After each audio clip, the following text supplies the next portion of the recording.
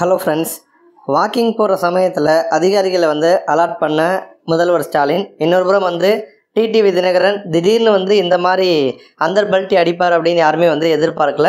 இது விஜய்க்குமே கூட ஒரு பின்னடைவு அப்படின்னு தான் பார்க்குறாங்க. ஸோ இதை பற்றி தான் இப்போ நம்ம பார்க்க போகிறோம். மு.க. ஸ்டாலினை பொறுத்த வரைக்கும் அவர் முதல்வராக பதவி ஏற்றதுலேருந்து ரொம்ப சுறுசுறுப்பாக செயல்பட்டு வந்துட்டுருக்காரு. ஜென்ரலாக முதல்வர் அப்படின்னாலே நம்ம தமிழகத்தை பொறுத்த வரைக்கும் அவங்க தேர்தல் நேரத்தில் தான் மக்களை சந்திப்பாங்க.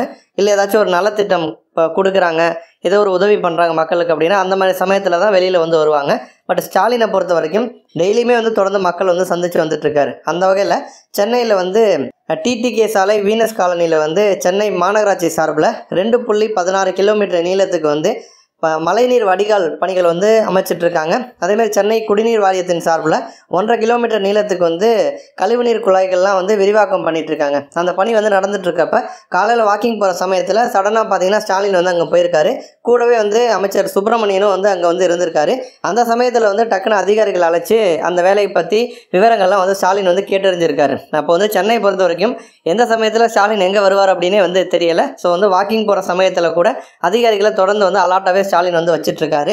இன்னொரு புறம் பார்த்தீங்கன்னா டிடிவி தினகரன் அவர்கள், அதாவது இப்போ நம்ம டிடிவி தினகரன், ஓபிஎஸ், சசிகலா இவங்க யாரையுமே உள்ளே விட மாட்டேன் அப்படிங்கிறதுல ரொம்ப உறுதியாக எடப்பாடி பழனிசாமி இருக்காரு. பாஜக கூடவே கூட்டணி இல்லை அப்படிங்கிற மாதிரி தான் சொல்லிட்டு டெல்லிக்கு போனார். பட் சடனாக பாஜக பார்த்தீங்கன்னா அதிமுக கூட கூட்டணி வச்சுட்டாங்க.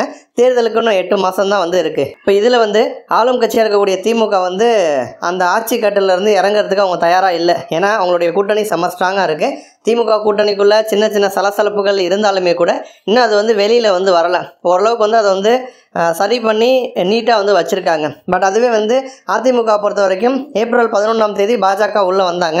இப்போ வரைக்குமே அதிமுக பாஜக மட்டும்தான் இருக்காங்க. எப்படியாச்சும் சசிகலா, தினகரன், ஓபிஎஸ் எல்லாரையும் ஒன்றிணைச்சு அதிமுக வாக்குகள் பிரிஞ்சு போகாமல் எல்லாமே ஒரே இடத்துல வந்துச்சு அப்படின்னா திமுகவுக்கு நல்ல டஃப் கொடுக்குற மாதிரி ஒரு கூட்டணியாக அதிமுக பாஜக கூட்டணி இருக்கும் அப்படின்னு சொல்லிட்டு தான் தினகரன் விருப்பப்படுறாரு, ஓபிஎஸ் விருப்பப்படுறாரு. செங்கோட்டைன்னு அந்த பிரச்சனையை கிளப்பி தான் வெளியில் போனார். இருந்துமே எடப்பாடி விட்டு கொடுக்குற மாதிரி தெரியல. எடப்பாடியோட என்னவா இருக்கும்னா, ஒருவேளை அவங்களாம் உள்ளே வந்துட்டாங்கன்னா திரும்ப எடப்பாடியுடைய அதிகாரம் அப்படிங்கிறது கேள்விக்குறியாக மாறிடும். அதனால் எடப்பாடி அவங்கள சேர்த்துக்கவே முடியாது அப்படிங்கிற மாதிரி சொல்லிட்டாரு. அந்த மாதிரி சூழலில் தினகரன் தனித்து விடப்படுறார் அப்படின்னா, கடந்த முறை அவர் பாஜக கூட கூட்டணியில் இருந்தார்.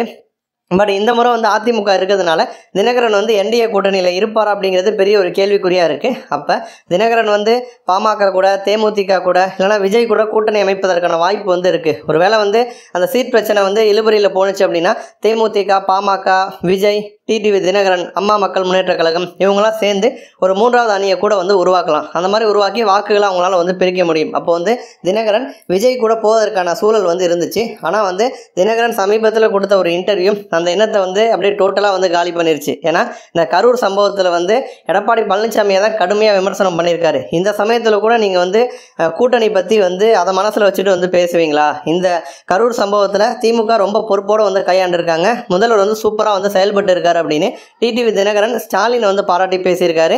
அதே மாதிரி பாஜகவும் இந்த சமயத்தில் போயிட்டு அரசியல் கூட்டணி பற்றி பேசுறது ரொம்ப எனக்கு வருத்தமாக இருக்குது அப்படின்னு எடப்பாடி பழனிசாமி மற்றும் பாஜக இவங்க 2 பேரையுமே விமர்சனம் பண்ணியிருக்காரு. இந்த கரூர் சம்பவத்துக்கு விஜய் தான் பொறுப்பேற்கணும் அப்படிங்கிற மாதிரி தினகரன் சொல்லியிருக்காரு. இன்னொரு புறம் இதற்கு முன்னாடி இல்லாத அளவுக்கு பார்த்தீங்கன்னா இந்த முறை ஸ்டாலினை ரொம்ப நல்லாவே பாராட்டி டிடிவி தினகரன் பேசியிருக்காரு. நன்றி.